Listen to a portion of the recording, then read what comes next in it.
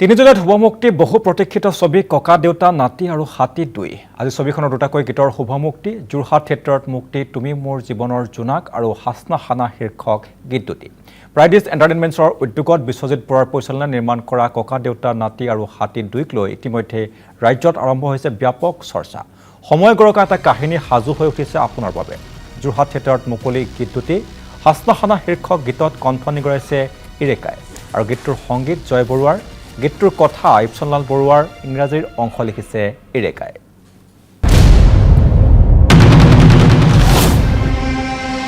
এটা বয়সত উপজা ঠাইখনৰ স্মৃতিয়ে বৰকৈ আমনি কৰে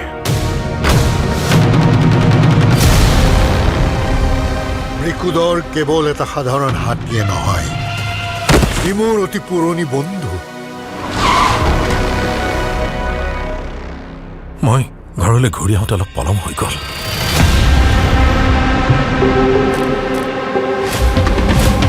আৰু যিয়ে এই কাম কৰিছে সি গম পাই যাব যে পল্লৱ শইকীয়াৰ পৰিয়ালৰ ওপৰত হাত দি সি কিমান ভুল কাম কৰিছে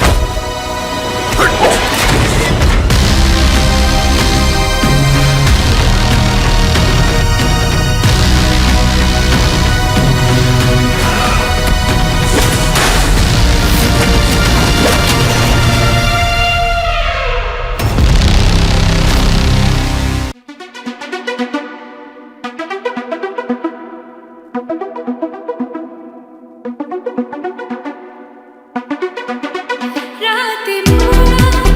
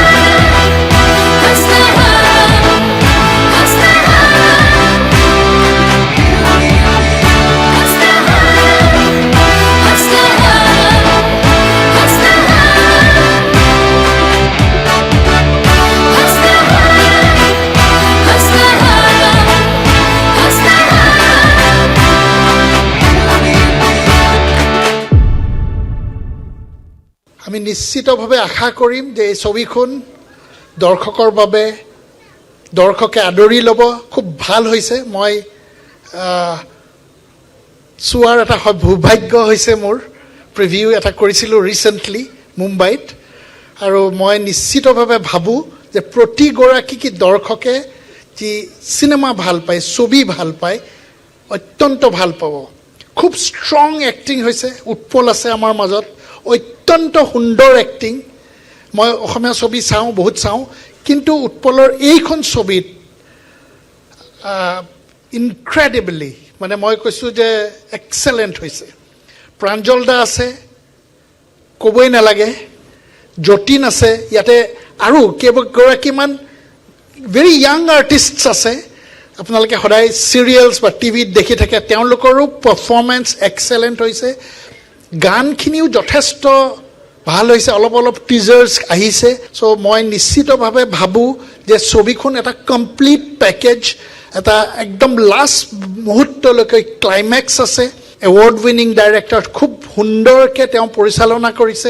এই ছবিখনৰ যদি 83 চনৰ ছবিখন চাওঁ, আমি যদি ঘূৰি যাওঁ, তাত যিগৰাকী চাইল্ড আৰ্টিষ্ট আছিলে, যোনটো 1, 2, 3, 4 গানৰ হাতীৰ পিঠিত উঠি যোৱা যিগৰাকী ল'ৰা আছিলে কণমানি, তেওঁ বৰ্তমানৰ মুখ্যমন্ত্ৰী ডক্টৰ হিমন্ত বিশ্ব শৰ্মা।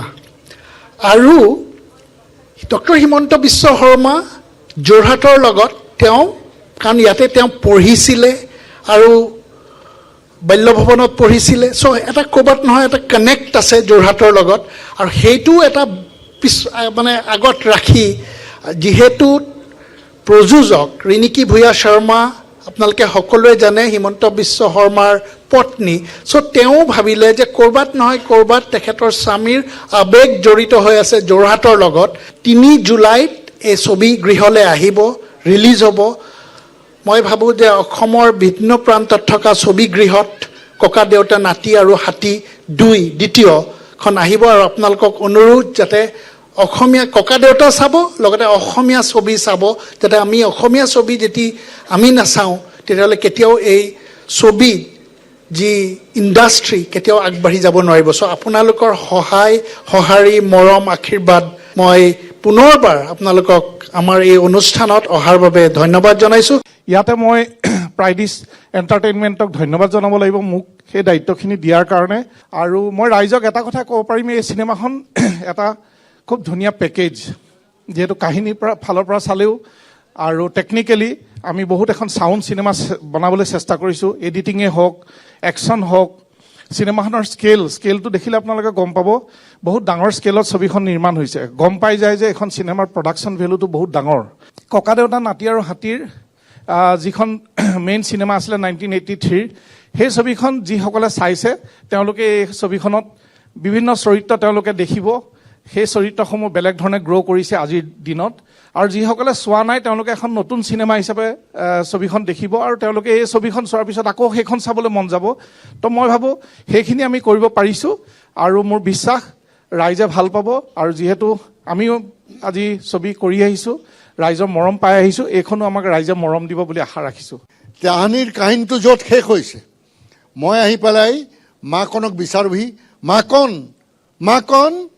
মাকন 3বাৰ মাতো, মাকন হাতীৰ লগত